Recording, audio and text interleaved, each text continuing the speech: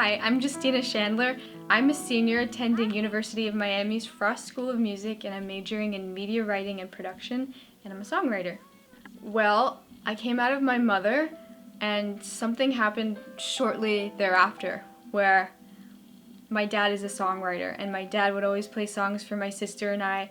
He had a song called Play With Your Face that we would sing when we were like 2 and 3 about playing with your nose and your ears, and it was so catchy, and I just remember growing up with that and thinking that that was just a song that people would hear on the radio or whatever, but it was my dad's song, and I fell in love, and he would play us, like he would play on the piano and he would sing for us and sing us lullabies, and it was just such a huge part of my childhood, and I didn't realize how important it was until I started writing myself, and I started writing songs, and like, where did this come from? Oh, it came from my dad.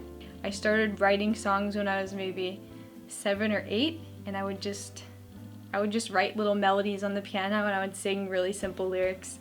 And I think I wrote my first serious song when I was 10, and I entered it into a school competition and I won, and at that point that was the validation I needed, and I was like, I guess I'll keep doing this. I wrote a song about my grandfather when he started getting sick. I wasn't even writing it for him, I was just writing it because I love him and I wanted to put that into music. I called it Grandpa Ecstasy. It was before I knew what ecstasy really meant, but I didn't know it was a drug back then, but my whole family listened to it, and they thought it was really meaningful. It was sort of a tribute to him, and we actually ended up putting it in his memorial when he passed a few years ago, a song that I wrote when I was like 8. So I guess since early on I wrote something that was emotional. At that point, it was sort of locked in with me that whenever I felt something strong, when I felt a strong sense of love or a strong sense of hurt or caring for someone, that I could put it into music, and other people responded well to it. There's like a very miserable person that's lived inside of me.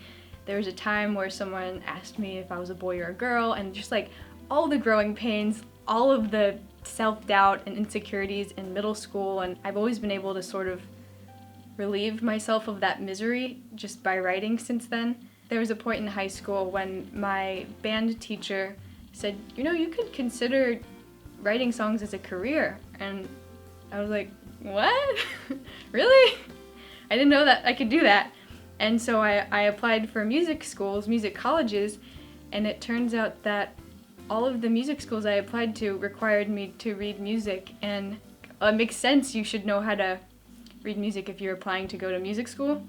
So I barely scraped by on that one. I got into University of Miami, and they're like, okay, you're a good writer, but you should learn how to read music. And I was like, okay, I'm gonna do it.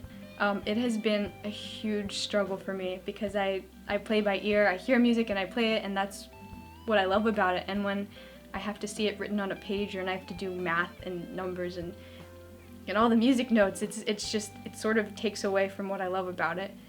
So that has definitely been a struggle, but I'm learning now that all of those stupid theory classes I had to take, every once in a while when I'm writing a song, I'll play something and be like, oh, I learned that in theory, I know what this is, I know what this chord is, I know what I'm doing here, and it's sort of like, okay, so this is worth something. Musicianship aside, she's just a huge goofball, which is always fun to work. When we're working in the studio, it definitely helps to kind of keep the mood light and keep things fun and interesting. A lot of the stuff that she writes about is pretty heavy, but she knows how to present it in a way that's super easy to listen to and easy to relate to. So that's definitely something unique about her character with her writing. The second you hear a song written by Justina, you know it's Justina, no matter who's singing it. I think she's just super memorable. All of the facets of her writing are super memorable, so yeah. I have like a hefty pile of recordings that I've accumulated over the past few years, but to be perfectly honest, no one recording is something that I'm really, really proud of, and I think that's just because I'm not a perfectionist, and I'll be like, that's fine, sound good enough.